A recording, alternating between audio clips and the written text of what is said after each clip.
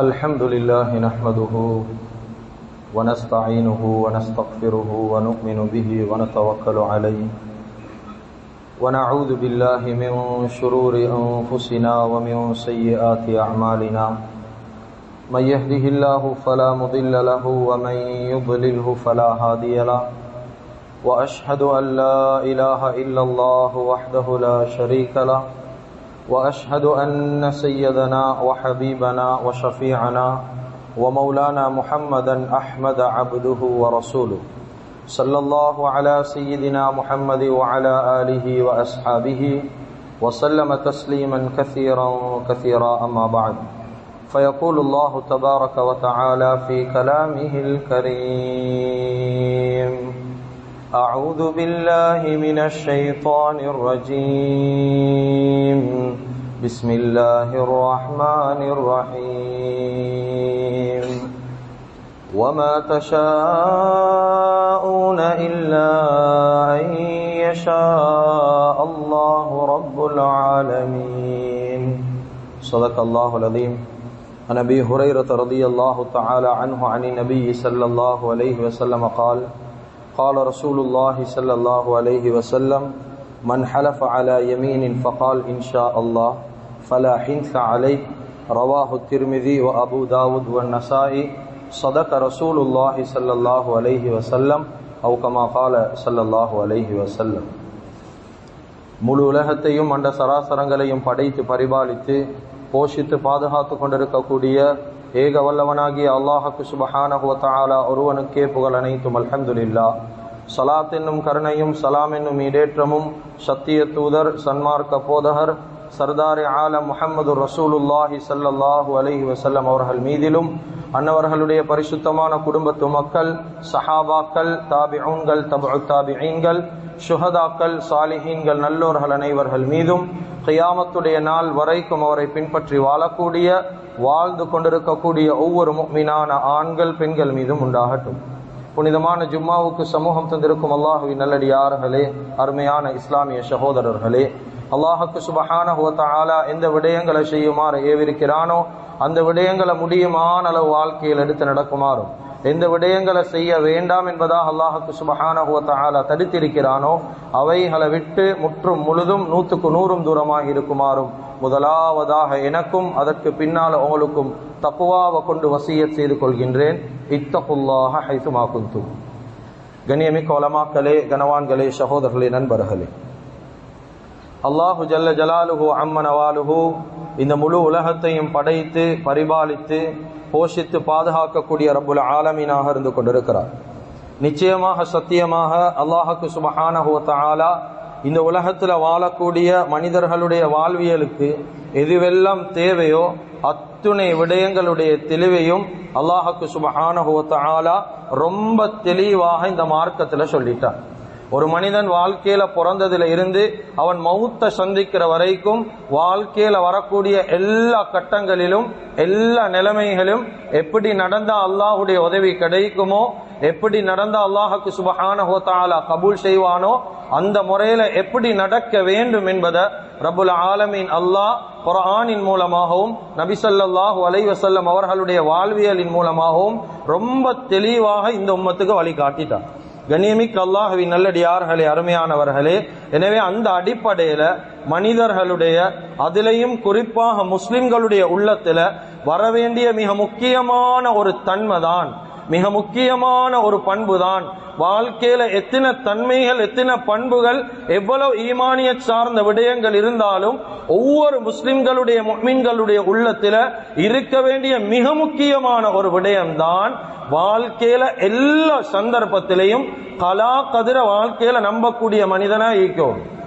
கலா கதிர் என்று சொல்றது அது நன்மையாக இருந்தாலும் சரி, அதே போல தீமையாக இருந்தாலும் சரி, அல்லாஹ்வுடைய புறத்தில இருந்து தான் வருவதென்ற நம்பிக்கை ஒவ்வொரு முஸ்லிம்களுடைய உள்ளத்திலும் கட்டாயம் ஈக்கும். கண்ணியமிக்க அல்லாஹ்வின் நல்லடியார்களே, அருமையானவர்களே, முஃமின்களுடைய தன்மையில ஒரு தன்மைதான் வாழ்க்கையில் அல்லாஹ்வுடைய கலா கதிர நம்புறது.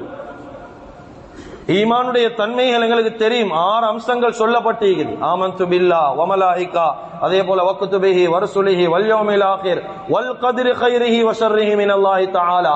6 அம்சங்கள் ஈமானுடைய அம்சங்கள். நாங்க எல்லாரும் படிச்சு வைத்திருப்போம்.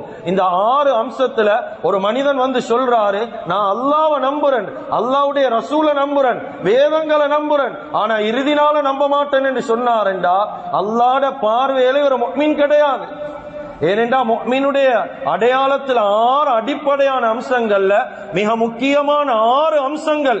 இந்த 6 அம்சத்தை ஒரு மனிதன் வாழ்க்கையில ஏற்றுக்கொண்டாதான் அவன் முஃமின்.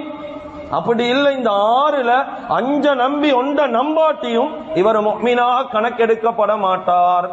கண்ணியமிக்க அல்லாஹ்வின் நல்லடியார்களே, எனவே அந்த அடிப்படையில முஃமின்களுடைய தன்மையில மிக முக்கியமான ஒரு தன்மை, வாழ்க்கையில எப்படி ரப்ப எடுத்திருக்கிறோமோ, நாங்க இறைவன் ஒருவன் தான் என்று எடுத்திருக்கிறோமோ, அல்லாஹ்வை மாத்திரம்தான் நான் ஈமான் கொள்ளுவன் என்பதாக, அல்லாஹ்வை மாத்திரம்தான் ஏண்ட முழு வாழ்க்கையில வணங்குவன் என்பதாக எப்படி உறுதியாக ஈமானியத்தோடு இருக்கிறோமோ, கண்ணியமிக்க அல்லாஹ்வின் நல்லடியார்களே, இது முதலாவது அம்சமோ.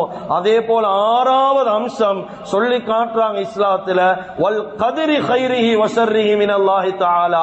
நன்மையாக இருந்தாலும் தீமையாக இருந்தாலும் அது அல்லாஹ்வுடைய புறத்திலிருந்து வருவது என்ற நம்பிக்கை ஒவ்வொரு மனிதனுடைய உள்ளத்தில் இருக்கிறது கட்டாயம். இது முஃமின்களுடைய தன்மையில ஒரு தன்மை. கண்ணியமிக்க அல்லாஹ்வின் நல்லடியார்களே, அருமையானவர்களே, ஆனா இந்த காலத்துல கவலை கண்ணியமிக்கவர்களே, சரியான கவலை. ஏனென்றா மனிதர்களுக்கு மத்தியில ஒரு பெரிய ஒரு பழக்க வழக்கம் உருவாகிட்டு. எப்படி என்றா மனிதனுடைய வாழ்க்கையில ஒரு சந்தோஷம் வந்துட்டு, அப்படி இல்ல ஒரு குதூகலம் வந்துட்டு, ஒரு வியாபாரத்துல நல்ல லாபம் ஏற்பட்டது, நல்ல செய்தி ஒன்று வாழ்க்கையில வந்துட்டா இத வாழ்க்கையில இவர் கபூல் செய்யறாரு, இத வாழ்க்கையில இவர் உள்வாங்கிறாரு. அட இந்த சந்தோஷம் என்ற வாழ்க்கையில வந்து இருக்குது, அல்லாஹ் என்னைய ரஹ்மத்துடைய கண் கொண்டு பார்க்கிறான், அல்லாஹ் என்னை எந்த சந்தர்ப்பத்திலும் கையுடல்ல. இப்படி ஈமானியத்தான பல வார்த்தைகள் பேசுறாரு, சந்தோஷத்தை வாழ்க்கையில கபூல் செய்கிறார், எடுத்துக்கொள்றாரு. ஆனா அடுத்த பக்கம் இவருடைய வாழ்க்கையில ஒரு சோதனை வருவது, ஒரு பெரிய ஒரு பிரச்சனைக்கு முகம் கொடுக்கிறாரு, பெரிய ஒரு ஃபித்னா ஒன்று வருவது, ஒரு பலாய் முசீபத் தர்த்திரியம் ஒன்று வருவதா, இந்த தர்த்திரியத்தை இவருக்கு வாழ்க்கையில கபூல் செய்ய இயலாம். இந்த நேரத்தில் இவருடைய வார்த்தை எப்படி இருக்கின்றா, இந்த நோய் எங்களுக்கு தான் வரணுமா, இந்த கஷ்டம் எங்களுக்கு தான் வரணுமா, எவ்வளவு பேர் தூள் விற்கிறானோலே அவனோளுக்கெல்லாம் இந்த சோதனை இல்ல, எவ்வளவு பேர் பாவம் செய்யறானே அவனுக்கெல்லாம் இந்த நஷ்டம் மாறல்ல, நாங்க அல்லாஹ்வை தொழுது கொண்டிருக்கிறோமே, நாங்க ஹஜ் உம்ராக்கு போறோமே, நாங்க வருஷம் வருஷம் ஜகாத் கொடுக்கிறோமே, நாங்க சதகாவுடைய விஷயத்துல கவனமே, குர்ஆனோட தொடர்பே, எங்களுக்கு தான் இந்த கஷ்டம் வரணுமா என்பதாக கண்ணியமிக்க அல்லாஹ்வின் நல்லடியார்களே, அல்லாஹ்வுடைய தக்தீர் கலா கதருக்கு மாற்றமாக பேசுறார். ஆனா குர்ஆன் எங்களுக்கு சொல்லுது, குல்லை யுஸீபனா இல்லா மா கதபல்லாஹு லனா, குல்லை யுஸீபனா இல்லா மா கதபல்லாஹு லனா. உங்களோட வாழ்க்கையில் ஒரு முசீபத்து உங்ககிட்ட வருவதுன்னா அல்லாஹ் எழுதாம அந்த முசீபத் உங்ககிட்ட வராது. இது குர்ஆன் நேரடியா சொல்லுது. ஒரு வாழ்க்கையில ஒரு முசீபத் ஏற்படுவதா, ஒரு பிரச்சனை ஏற்படுவதுண்டா அது அல்லாஹ் எழுதி வச்சதுதான் உங்களுக்கு வருவதே தவிர புதுசா ஒன்றும் வரப்போறல்ல. இது குர்ஆன் சொல்லுது. அதனால கண்ணியமிக்க அல்லாஹ்வின் நல்லடியார்களே, அதுதான் நபி ஸல்லல்லாஹு அலைஹி வஸல்லம் அவங்க உலகத்தில் உள்ள மனிதர்கள் ஜின்கள் ஒரு அழகான விஷயத்தை சொல்லி காட்டினாங்க. இது அடிக்கடி கேட்ட விஷயமா இருந்தாலும் இந்த விஷயத்தை ஆராய்ச்சி செய்யுங்க. நபி ஸல்லல்லாஹு அலைஹி வஸல்லம் அவங்க சொன்னாங்க, உலகத்துல மனிதர்கள் ஜின்கள் முழு உலகத்துல எல்லா படைப்பும் சேர்ந்து உங்களுக்கு ஒரு விஷயத்தை நல்ல விடயத்தை கொடுக்க நாடினாலும் அல்லாஹ்வுடைய அனுமதி இல்லாம அதை தரையலாம். அதே போல முழு உலகத்தில் இருக்கக்கூடிய ஜின்கள் மனிதர்கள் எல்லாம் சேர்ந்து ஒரு கெடுதியை உங்களோட வாழ்க்கையில நாடிட்டாங்க, உங்களுக்கு பெரிய ஒரு அநியாயம் செய்ய போறாங்க, உங்களை கேவலப்படுத்த போறாங்க. அப்படி ஒரு அநியாயத்தை நாடினாலும் அல்லாஹ்வுடைய அனுமதி இல்லாம உங்களை கேவலப்படுத்த இயலாது.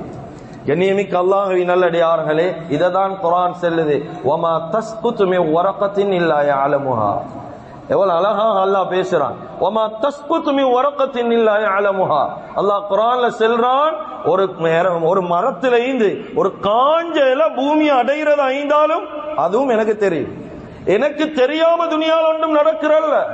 அப்ப எங்களுக்கு வார சோதனையும் அல்லாஹ்வுக்கு தெரியும் தானே, எங்களுக்கு வாழ்க்கையில இருக்கிற பிரச்சனையும் அல்லாஹ்வுக்கு தெரியும் தானே. அல்லாஹ்வுக்கு தெரியாம துனியால ஒன்றும் நடக்கிறல்ல கண்ணியமிக்கவர்களே. எனவே கண்ணியமிக்க அல்லாஹ்வின் நல்லடியார்களே, ஒரு மனிதன் வாழ்க்கையில இந்த 6 விஷயத்தில் 6வது கலா கதிர நம்புறது முஃமின்களுடைய மிக முக்கியமான ஒரு தன்மை. நபி ஸல்லல்லாஹு அலைஹி வஸல்லம் அவர்கள் சஹாபாக்கள் ஈக்கக்கூடிய ஒரு சபைக்கு வந்தாங்க. வந்து கேட்டாங்க, எல்லா சஹாபாக்களையும் பார்த்து கேட்டாங்க, நீங்க எல்லாரும் உண்மையான முஃமின்கள் தானான்னு கேட்டாங்க. நீங்க எல்லாரும் உண்மையான முஃமின்கள் தானான்னு கேட்டாங்க. இந்த வார்த்தை யார பார்த்து? எல்லா சஹாபாக்களையும் பார்த்து, பெரும் பெரும் சஹாபாக்கள். கேட்டது யாரு? முஹம்மது ரசூலுல்லாஹி ஸல்லல்லாஹு அலைஹி வஸல்லம். நீங்க எல்லாம் முஃமின் தானான்னு கேட்டாங்க. கண்ணியமிக்க அல்லாஹ்வின் நல்லடியார்களே, எல்லா சஹாபாக்களும் மௌனமா ஈந்துட்டு சொன்னாங்க. உமர் இப்னு கத்தாப் ரலியல்லாஹு எழும்பி சொன்னாங்க, யா ரசூலல்லாஹ், நிச்சயமாக நான் முஃமின்கள் தான் யா ரசூலல்லாஹ். எப்படி நம்பிக்கையாயும் எவ்வளவு உறுதியாயும் சொன்னாங்க, யா ரசூலல்லாஹ், நிச்சயமா நாங்க முஃமின் தான். கேட்டாங்க, எப்படி சொல்றீங்க உமர் ரலியல்லாஹு அன்ஹு? சொன்னாங்க, நஸ்பிரு அலல் பலா யா ரசூலல்லாஹ், எங்க வாழ்க்கையில் ஒரு சோதனை வந்துட்டா, எங்க வாழ்க்கையில் ஒரு கஷ்டம் வந்துட்டா, அந்த கஷ்டத்தை வச்சு நாங்க புலம்புறல யா ரசூலல்லாஹ், கஷ்டத்துக்கு நாங்க சபர் செய்வோம். அப்புறம் சொன்னாங்க, வனஸ்குரு அலர் ரகா, வாழ்க்கையில ஒரு நல்லது நடந்துட்டா அதை கொண்டு வாழ்க்கையில நாங்க பெருமை எடுக்க மாட்டோம், அல்லாஹ்வுக்கு நன்றி செலுத்துவோம். இந்த நிஅமத் அல்லாஹ் எங்க வாழ்க்கையில தந்தானே, இவ்வளவு சந்தோஷத்தை தந்தானே, நாங்க அல்லாஹ்வுக்கு நன்றி செலுத்துவோம். அதுக்கு பின்னால சொன்னாங்க, கண்ணியத்துக்குரிய அல்லாஹ்வின் நல்லடியார்களே, அருமையானவர்களே, வனருல்லா பில் கலான்னு சொன்னாங்க, அல்லாஹ்வுடைய கலா கதிர் வாழ்க்கையில எது என்றாலும், என்ன நடந்தாலும், சந்தோஷமோ கவலையோ துக்கமோ எது நடந்தாலும் அல்லாஹ்வுடைய கலா கதிரை நாங்க பொருந்திக் கொள்றோம் யா ரசூலல்லாஹ். இந்த மூணையும் சொன்ன உடனே நபி ஸல்லல்லாஹு அலைஹி வஸல்லம் சொன்னாங்க, உமர், நீங்க சொன்னது உண்மைதான், நீங்க எல்லாம் உண்மையான முஃமின்கள் தான் என்று சொன்னாங்க. இப்ப நாங்க எல்லாரும் யோசிக்கணும், நாங்க ஒரு பலாய் முசீபத்து வந்தா பொறுமை செய்யறோமா? ஏதாவது ஒரு சந்தோஷமான விஷயம் வந்தா நாங்க நன்றி செலுத்துறோமா? அல்லாஹ்வுடைய கலா கதிர வாழ்க்கையில நாங்க பொருந்திக் கொள்றோமா? இந்த மூணும் வாழ்க்கையில ஈந்தாதான் முஃமின். கண்ணியமிக்க அல்லாஹ்வின் நல்லடியார்களே, வாழ்க்கையில அல்லாஹ்வால எது எழுதப்பட்டிருக்கிறதோ ஒவ்வொரு மனிதனுக்கும் அது நிச்சயமாக அவனுடைய வாழ்க்கையில வந்து சேரும், சந்தேகம் கிடையாது. அதுதான் அல்லாஹ்வுக்கு சுப்ஹானஹு வ தஆலா முடிவு செய்யப்பட்ட விடயங்களை எழுதி வச்சுக்கிற ஒரு பலகை உண்டு. அதுக்கு நாங்க எல்லாம் சொல்லுவோம், ஒரு அரபு பேர் சொல்லுவாங்க, லவ்ஹுல் மஹ்ஃபூஸ் என்று சொல்லுவாங்க, பாதுகாக்கப்பட்ட பலகை. இது அல்லாஹ்வால ஒவ்வொரு மனிதனுடைய விடயங்கள், அவனுடைய கலா கதிர் எழுதி பாதுகாக்கப்பட்ட பலகை தான் லவ்ஹுல் மஹ்ஃபூஸ். உலமாக்கள் விளங்கப்படுத்துறாங்க, கண்ணியமிக்க அல்லாஹ்வின் நல்லடியார்களே, இந்த லவ்ஹுல் மஹ்ஃபூஸ எந்த மனுஷனும் துனியால கண் கொண்டு பார்க்க முடியாது. ஒரு தூர பார்வை, தூரத்துல இருந்து சரீத பார்க்கலாம். அல்லாஹ் அவ்வளவு பாதுகாப்பா வச்சுக்கிறான், அவன் கண்ட்ரோலுக்குள்ள மட்டும்தான் வச்சுக்கிறான். யாரும் இதுக்குள்ள தலை போடையில இந்த லவ்ஹுல் மஹ்ஃபூஸ் உள்ளுக்கு. ஐதான் இப்னு அப்பாஸ் ரலியல்லாஹு அன்ஹுமா, இப்னு ஜரீர் ரஹிமஹுமுல்லாஹ், இந்த ரெண்டு பேரும் தஃசீர்ல விளங்கப்படுத்துறாங்க. ரொம்ப தெளிவா சூரத்து ரஅதுடைய ஒரு ஆயத்துக்கு கீழால விளங்கப்படுத்துறாங்க. இந்த லவ்ஹுல் மஹ்ஃபூஸ் இருக்குது, இந்த லவ்ஹுல் மஹ்ஃபூதுடைய பெருசு விசாலம் எவ்வளவுன்னு சொல்லி விளங்கப்படுத்துறாங்க. மாபைன ஸமாஇ வல் அர்த், வானம் பூமியிட இடையில எவ்வளவு தூரம் ஈக்குதோ, எவ்வளவு இடப்பட்ட இடங்கள் ஈக்குதோ, வானம் பூமியிட இடையில இருக்கக்கூடிய அந்த தூரத்துடைய அளவுதான் லவ்ஹுல் மஹ்ஃபூதுடைய அளவு. சுப்ஹானல்லாஹ். அதுக்கு பிறகு முக்கியமான ஒரு விஷயம் சொன்னாங்க, அல்லாஹ்வுக்கு சுப்ஹானஹு வ தஆலா ஒவ்வொரு நாளும் இப்னு அப்பாஸ் ரலியல்லாஹு அன்ஹு விளங்கப்படுத்துறாங்க, இப்னு ஜரீர் ரஹிமஹுல்லாஹ் விளங்கப்படுத்துறாங்க, ஒவ்வொரு நாளும் அல்லாஹ் தஆலா இந்த லவ்ஹுல் மஹ்ஃபூஸ 60 வ 300 மர்ரா, ஒவ்வொரு நாளும் 360 தடவை இந்த லவ்ஹுல் மஹ்ஃபூஸ் அல்லாஹ் பார்க்கறான். சுப்ஹானல்லாஹ். இதுக்கு தான் உலமாக்கள் சொல்றாங்க, என்ன தெரியுமா? லவ்ஹுல் மஹ்ஃபூஸ் 360 தடவை அல்லாஹ்வால பார்க்கப்படுவது. இந்த பார்க்கப்படுற நேரத்துக்கு தான் உலமாக்கள் விளங்கப்படுத்துவாங்க, சில நேரங்கள் இது நாட்கள்ல துவா செய்யற நேரங்கள். இந்த நேரத்துல துவா கேட்டு அவசரமா கபூல் என்று செல்றது காரணம் என்ன தெரியுமா? அந்தந்த நேரங்கள் அல்லாஹ் லவ்ஹுல் மஹ்ஃபூஸ பார்ப்பான், ரஹ்மத்துடைய பார்வையால பார்ப்பான். எங்கட நிலைமையில எங்கட கலா கதிர்ல ஏதாவது பலாய் முசீபத் தீந்தா, அதுல மிக முக்கியமா ஜும்மாவுடைய நாள், இந்த நாள்ல துஆ கபூலா ஒரு நேரம் இருக்குது. யார் அந்த நேரம் அல்லாஹ் பார்க்கக்கூடிய சந்தர்ப்பத்துல ஒரு துஆ செய்வாரோ, இவருக்கு ஏதாவது பலாய் முசீபத் வாழ்க்கையில ஈந்தாலும் அல்லாஹ் தஆலா அதை அப்படியே இல்லாமல் ஆக்கிடுவான். கண்ணியமிக்க அல்லாஹ்வின் நல்லடியார்களே, நாங்க வாழ்க்கையில ஏன் அல்லாஹ்வுடைய நியதியை நம்பணும் தெரியுமா? இதெல்லாம் அல்லாஹ்வுட நாட்டம் என்ன ஏன் நம்பணும் தெரியுமா? குர்ஆன் சொல்லுது, லிகைலா தஸவ் அலா மா ஃபாதக்கும் வலா தஃப்ரஹு பிமா ஆதாக்கும். ஏன் நம்பணும் என்றா, வாழ்க்கையில இழந்த ஒரு விஷயத்துக்கு நாங்க கவலைப்படவும் தேவையில்ல, கிடைச்ச ஒரு விஷயத்துக்கு சந்தோஷப்பட பெருமைப்படவும் தேவையில்ல. மனுஷன் வாழ்க்கையில கலா கதிரை நம்பினா இழந்த ஒரு விஷயத்தை நினைச்சு கவலைப்பட மாட்டான், கிடைச்ச ஒரு விஷயத்தை வச்சு அவன் பெருமைப்பட மாட்டான். ஏன்? இவன் முழு நம்பிக்கை அல்லாஹ்வுடைய புறத்திலிருந்து தான் எல்லாம் வருவது. அல்லாஹ் தான் எனக்கு இந்த நிலைமையை தந்துகிறான், இந்த சந்தோஷத்தை தந்தது அல்லாஹ், இந்த கவலையை தந்தது அல்லாஹ். அதனால கவலையை கொண்டு கவலையும் இல்ல, சந்தோஷத்தை கொண்டு வாழ்க்கையில சந்தோஷமும் இல்ல. இவன் நம்புறது கலா கதிர் அல்லாஹ்வுடைய புறத்திலிருந்து தான் எல்லாம் வருவது. சுப்ஹானல்லாஹ். கண்ணியமிக்க அல்லாஹ்வின் நல்லடியார்களே, அருமையானவர்களே, ஒரு மனிதனுடைய உள்ளத்துல கலா கதிர் என்று சொல்லக்கூடிய அல்லாஹுடைய விதி, அல்லாஹுடைய நாட்டத்துடைய நம்பிக்கையும் தான் உள்ளத்துல எந்த இதை நினைச்சு பெருசாக எந்த உணர்வுகளும் அவன் உள்ளத்தை பாதிக்காது. உதாரணத்துக்கு நான் ஒரு டிவைஸ் ஒன்று எடுப்போம், ஒரு மொபைல் போன் எடுப்போம். இந்த மொபைல் போனுக்கு ஒரு மெமரி இருக்கும், இல்லாட்டி கம்ப்யூட்டர் ஹார்ட் டிஸ்க் கொண்டு இருக்கும்.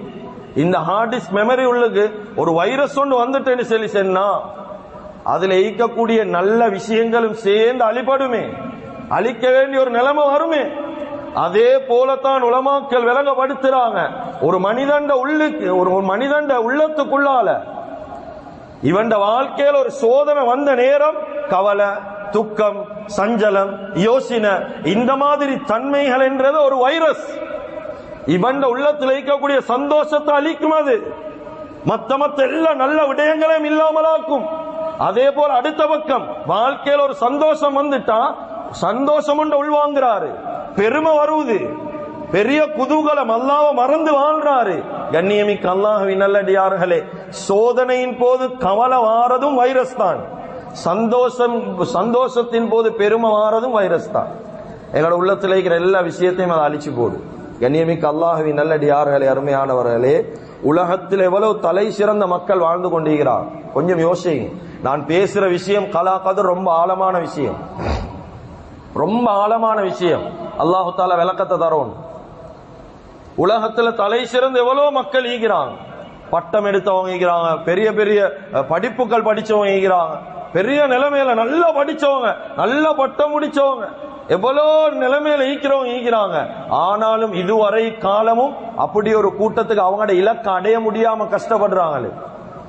நல்லா படிச்சவர், எங்கட பாசையில செல்வோமே, நல்லா படிச்சவர், ஆனா அவருக்கு தகுதியான ஒரு வேலை இல்லை.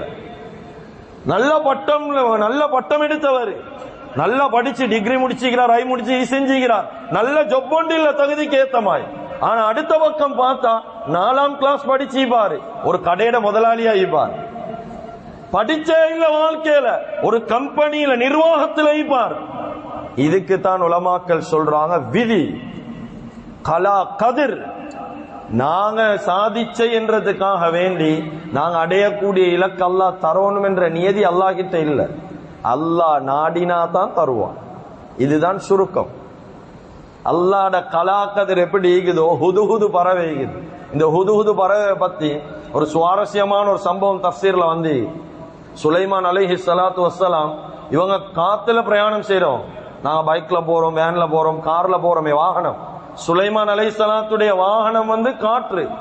அல்லாஹ் குர்ஆன்ல சொல்றான், இந்த காற்றுல பிரயாணம் செய்வாங்க. அந்த பிரயாணம் கூட்டிக் கொண்டு போகக்கூடிய நேரம் 6 லட்சம் பேர் ஒரே தடவையில பிரயாணம் செய்வாங்க. தஃப்சீருடைய உலமாக்கள் விளங்கப்படுத்துறான், 6 லட்சம் பேர். ஃபஸഖர்னா லஹு ர்ரீஹ, குர்ஆன் சொல்லுது 6 லட்சம் பேர் ஒரே தடவையில பிரயாணம் செய்வாங்க. இந்த ஹுதுஹுது பறவை எல்லா பிரயாணத்திலையும் கூட்டி போவாங்க. ஏனென்றா எவ்வளவு மேல உயரத்துல ஈந்தாலும் ஹுதுஹுது பறவைக்கு அல்லாஹ் பெரியோரு டேலண்ட் சக்தியை கொடுத்திருந்தான். எவ்வளவு உயரத்துல ஈந்தாலும் பூமியில இருக்கிற எல்லா இடத்தையும் அது கண் கொண்டு நல்ல கூர்மையா பார்க்கும், எல்லா இடமும் ரொம்ப தெளிவா விளங்கும் அந்த ஹுதுஹுது பறவை. இதை கூட்டிக் கொண்டு போற ஏனென்றா வானத்திலேந்து தண்ணியுடைய தேவை வந்துட்டு, அப்படி இல்ல உது செய்யற தேவை வந்துட்டேன்டா இந்த ஹுதுஹுது பறவை கிட்ட சொல்லுவாங்க, நீர்நிலைகள் என்ன சரி ஈக்குதான்னு பார்த்து செல்லு வானத்திலேந்து, இது பார்த்து செல்லும், இந்த இடத்துல நீர்நிலை ஈக்குது, உடனடியா அங்க போய் அவனோட தேவைகளை முடிச்சு கொள்ளுவான். இப்படி இந்த ஹுதுஹுது ஆற்றல் மிக்க இந்த ஹுதுஹுது பறவை இருக்குது. இதுகிட்ட சில பறவைகள் பெய்து கேட்டுச்சாம். தஃசீருடைய உலமாக்கள் விளங்கப்படுத்துறாங்க. பெய்து கேட்டுச்சாம், அல்லாஹ் இவ்வளவு பெரிய சக்தி உனக்கு தந்திக்கிறான், வானுலோகத்திலேந்து பூமியில இருக்கிற எல்லாத்தையும் தெளிவா பாக்குறியே, ஆனா உலகத்துல இந்த வேடர்கள், இந்த விவசாயிகள் வயல்ல விரிச்சு வச்சுக்கிற வலைக்குது, அந்த சின்ன சின்ன வலையில போய்த்து மாட்டிக்கொள்றது திடீரென்று. அதுட்ட பலகீனம் ஆயித்தான். எல்லாம் உயரத்திலேருந்து எல்லாம் பார்க்குது, கண்ணால தெளிவா விளங்குது. ஆனா விவசாயிகள் விரிக்கிற அந்த சின்ன சின்ன வலைகளுக்கு நெட்டிக்கு அயில பேத்தி மாட்டிக்கொள்ளும். அந்த விவசாயிகள் தான் இதை ரிலீஸ் பண்ணி அனுப்பணும், கலட்டி அனுப்பணும். ஏன் அப்படி? உனக்கு ஒரே வார்த்தை தான் பதில். அந்த ஹுதுஹுது பறவை சொல்லிச்சான், அதுதான் என் விதின்னு சொல்லிச்சான். அதுதான் என் கதிர். அல்லாஹ் எல்லாத்தையும் கொடுக்கறது இல்லை. அல்லாஹு தாலா ஒன்றை கொடுத்தானா ஒன்றை பறிப்பான், இன்னொன்று கொடுக்கப்படுவது, இன்னொன்று பறிக்கப்படுவது. இது அல்லாஹ்வுடைய விதி. இப்படித்தான் கண்ணியமிக்க அல்லாஹ்வின் நல்லடியார்களே, அருமையானவர்களே. எனவே அந்த வகையில எப்படி நடந்து முடிஞ்ச விஷயங்களை கலா கதிரை கொண்டு நாங்க வாழ்க்கையில நம்பணுமோ, நடக்க போற விஷயங்கள் இருக்குது, அதையும் கலா கதிரை கொண்டுதான் நாங்க வாழ்க்கையில சாதிக்கும்.